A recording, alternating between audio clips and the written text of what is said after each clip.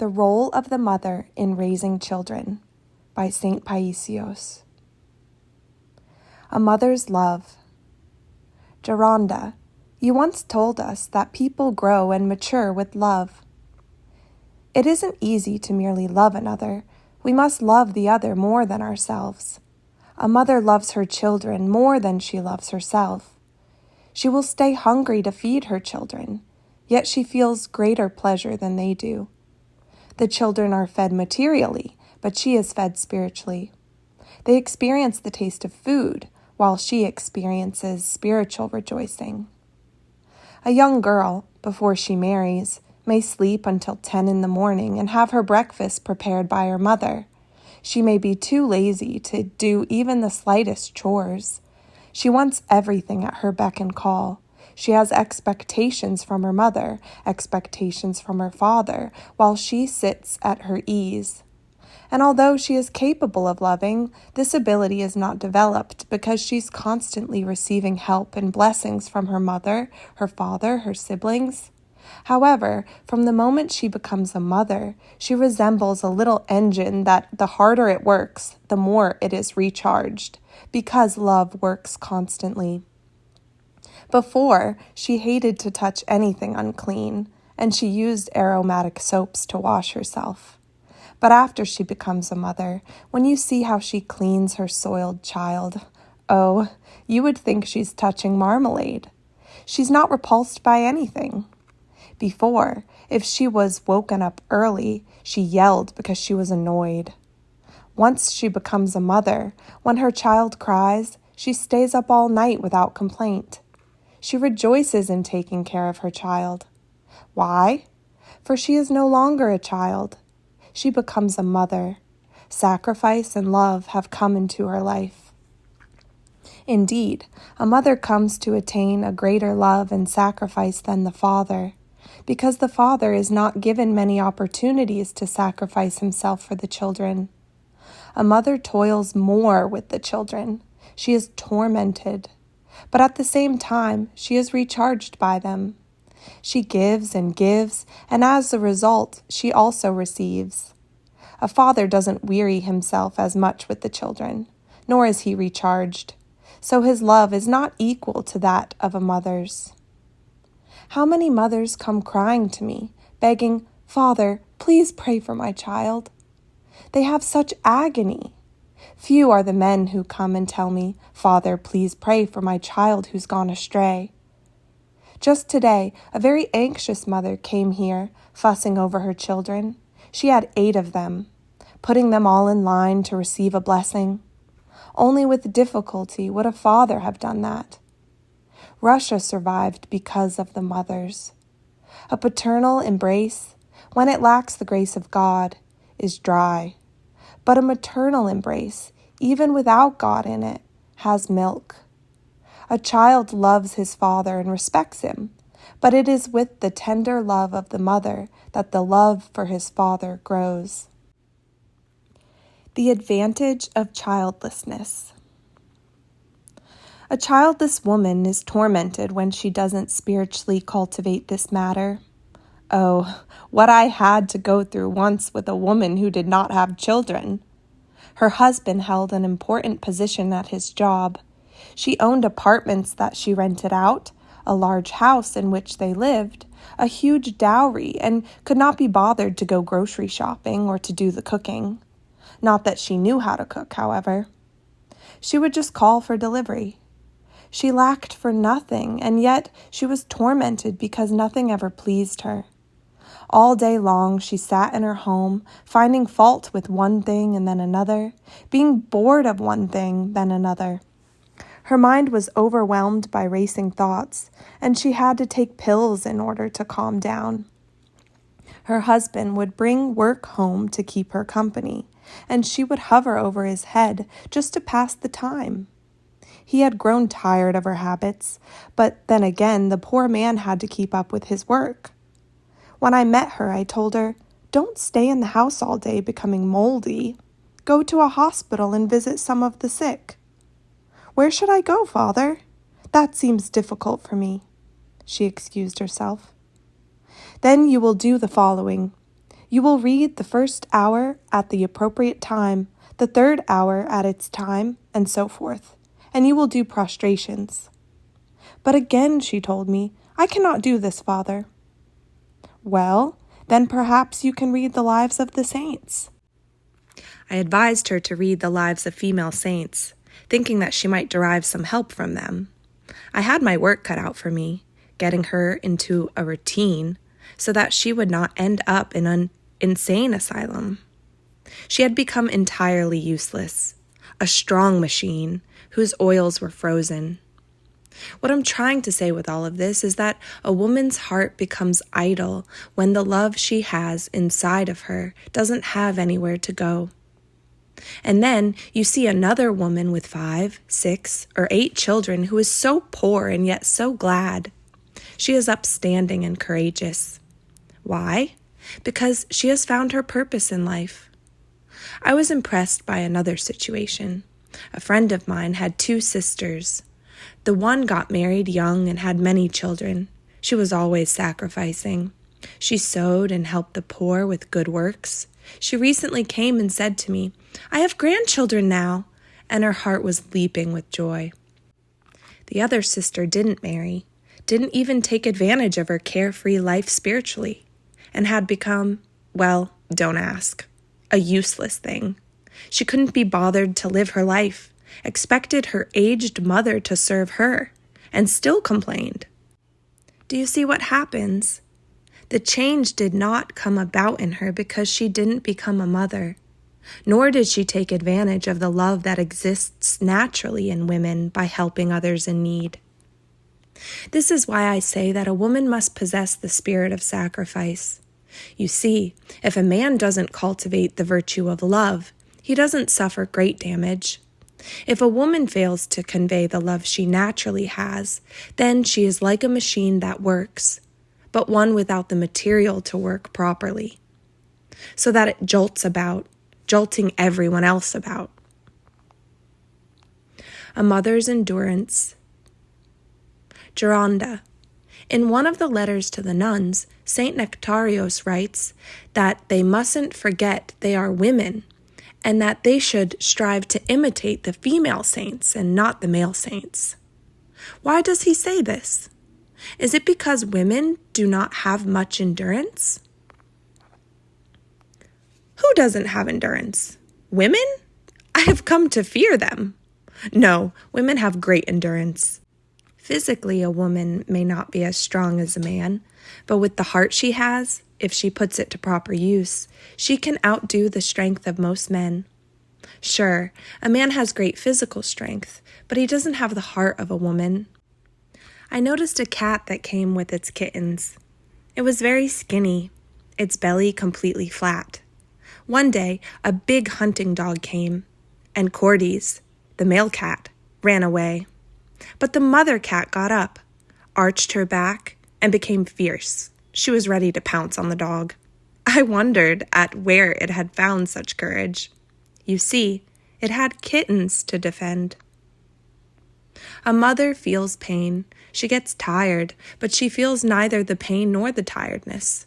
She pushes herself to do everything, but because she loves her children and she loves her home, she does everything with joy. Someone who is constantly resting gets more tired than she does. I remember when we were young, my mother had to carry water from the well that was very far away from our home.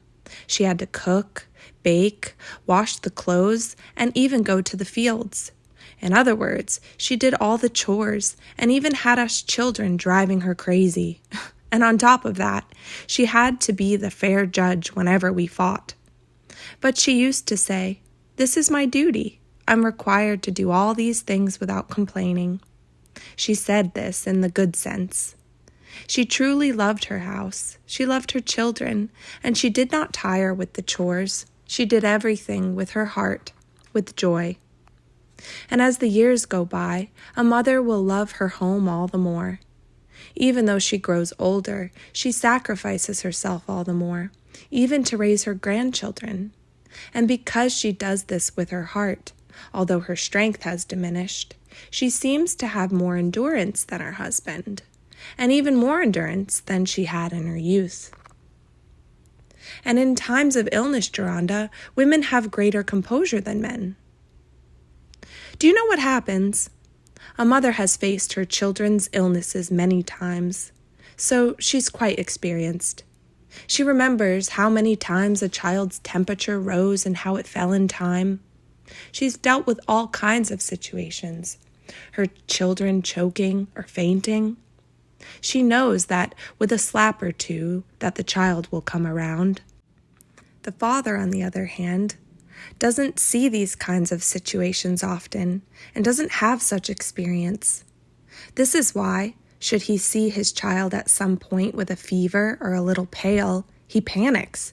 "We are losing the child. What are we to do? Run, call the doctor." Pregnancy and breastfeeding. The nurturing of a child begins with pregnancy. If a pregnant mother is agitated and worried, the embryo she's carrying in her womb is agitated. If the mother prays and lives a spiritual life, the child in her womb is sanctified. This is the reason why a pregnant woman should say the Jesus prayer, study the gospel, chant hymns, and not be anxious, while others should also be careful not to upset her.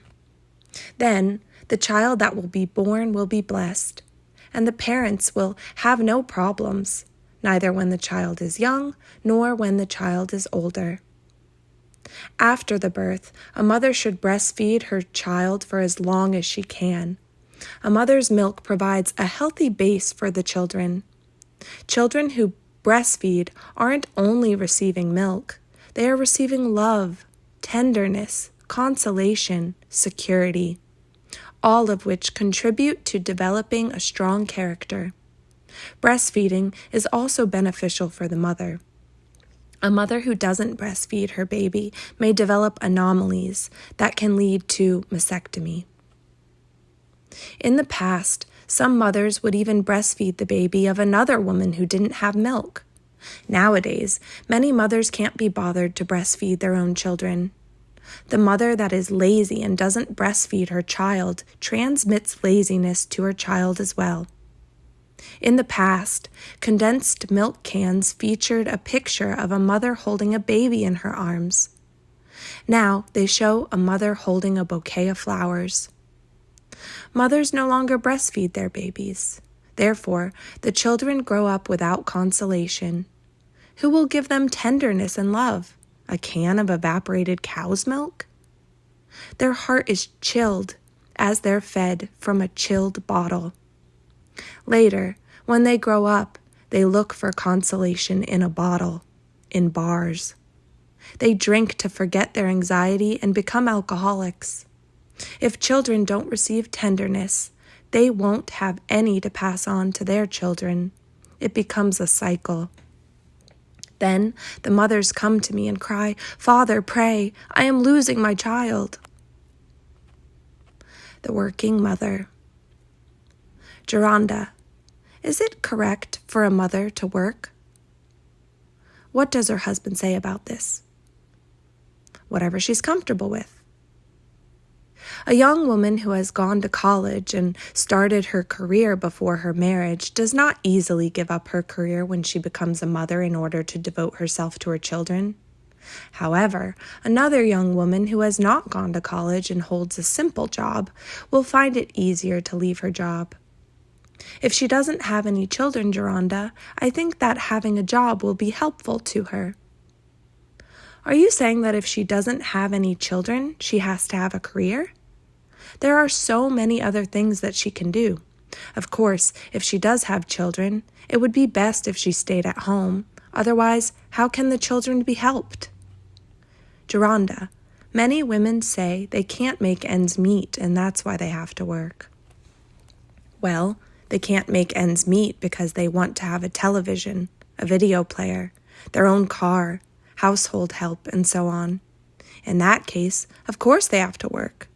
But then they neglect their children and eventually lose them. If the father is the only one working and they are content with having less, then there will be no problem. But with both parents working, in order to supposedly make ends meet, The family is scattered and loses its true meaning. What can the children do? If families lived a little simpler, they would be less tired, and the children would be happier. There was a man who knew 7 languages, and his wife was struggling to learn 4. She even taught language lessons, although she had to take pills just in order to keep up. Their children were born healthy, but grew up damaged, and then they had to see psychologists. This is why I tell mothers to simplify their lives in order to spend more time caring for their children who need them. They can also have some other activity to do at home when they get a little tired with the children. When the mother is at home, she can closely watch after her children, regulate family life, and avoid many problems and worries. Nowadays, children can't get enough maternal love. They don't even learn their maternal tongue because the mother is absent all day at work and leaves her children with foreign women. Children left at nurseries, where at least there's a dedicated nurse who will show them some loving care, are 1,000 times better off than children who have been abandoned by their parents, who have paid some woman to look after them. You know what they say, whoever didn't have a mother had many nannies. The household and the spiritual life of the mother. Geronda, how can a housewife regulate her housework so she can have time for prayer? In other words, what ratio should there be between house chores and prayer? Women usually have no sense of moderation when it comes to household chores. They're constantly finding things to do. While they do have a lot of heart and could do much house cleaning in their soul, they often waste their heart on insignificant things. Let's say we have a delicate glass with very intricate designs. Now, if this glass didn't have all these designs on it, it would still serve its purpose as a glass. But no, women go to the store and start, "No, I want the designs up higher, to this point. No, not this way, the other way." And if there should be some floral designs on it, well then, the heart really starts leaping.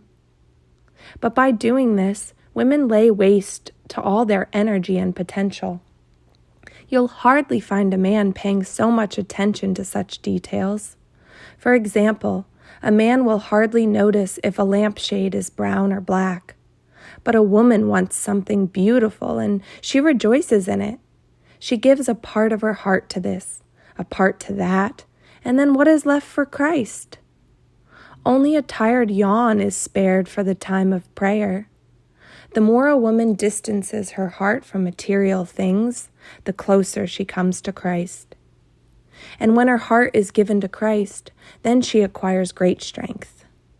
Just the other day, I saw a soul who had dedicated herself entirely to God. You could almost see a sweet light burning within her. She deals with everything in a gentle and warm way. She used to be very worldly, but she had a good disposition, and at some point the spark was kindled within her. Gold, fine clothing, she threw it all away. Now she lives very simply. She struggles to live a spiritual life. Her spirit of sacrifice is remarkable. She has become envious of the saints, in the good sense. What attentive effort to the Jesus prayer, what fasting, what reading of the Psalms. It is amazing. She is now nurtured by her ascetic efforts. Geronda, a mother told me, "My body is very weak, and I get very tired. I don't even have time to finish my chores, let alone say my prayers properly." She has to simplify her life so she can have time to pray. A mother can make great progress through simplicity. If a mother has simplified her life but still gets tired because she has many children, then yes, she is entitled to say, "I am tired." But if she wearies herself trying to make the house look good for the guests, well then, what can we say? Some mothers, in order to keep the house tidy, asphyxiate the children. confining them to one part of the house and don't allow them to move a single chair or pillow. They impose a military type of discipline, and while the children are born fine, they grow up damaged. A wise and discriminating person, seeing an immaculate home with many children, will come to the conclusion that either the children are damaged or the mother is barbarian and imposes military discipline. There is fear in these children's hearts, and for this reason they are obedient. Once I had gone to visit the home of a large family. I was so pleased to see the children with their childish naughtiness spoiling the worldly order of things, which requires having everything in its place. That is the greater disorder which wearies contemporary man. In the past, there weren't that many spiritual books available for a mother to read and be helped.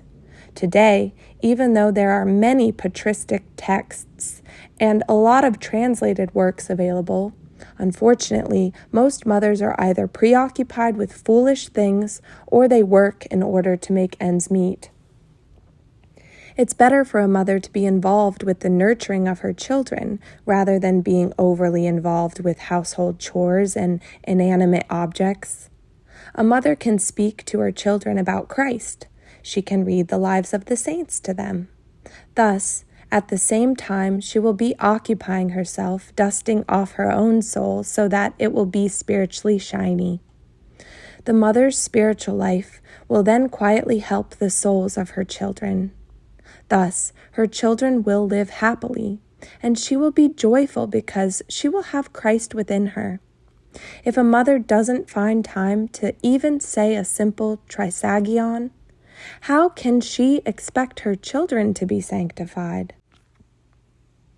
But Geronda, what if a mother has a lot of children and a lot of work to do? When she does her housework, can't she pray at the same time? It was my mother who taught me to say the Jesus prayer. When we were children and had done some mischief, and my mother was about to get angry with us, I remember her saying, "Lord Jesus Christ, have mercy on me." When she put the bread in the oven, she would say, "In the name of Christ and Panagia." And whenever she was kneading or cooking, again, she constantly said the Jesus prayer. In this manner, she herself was blessed, as were the bread and the food she was preparing, and so were those who partook of it later. There are so many mothers who led a holy life and had holy children. For example, the mother of Elder Hadiji Georges. Even the milk of this blessed mother who nursed Gabriel, this was the worldly name of him, was ascetic. She had 2 children and afterwards lived with her husband in purity, loving one another as siblings. She had an ascetic spirit from early on as she was inspired by her sister who was an ascetic nun. She would go and visit her sister and later would take her children with her. Gabriel's father was also a pious man who worked as a merchant, which required him to spend most of his time away on trips for his business. This gave his mother the opportunity to live simply, not to be anxious and troubled about many things, and to take Gabriel with her when she went with other women for vigils in the caves or country chapels. This is the reason why she later achieved such holiness. The mother's devotion has great significance. If the mother has humility and fear of God, then family life is smooth. I know young mothers whose faces shine, even though they have no one to help them. I can understand a mother's spiritual state by looking at the children.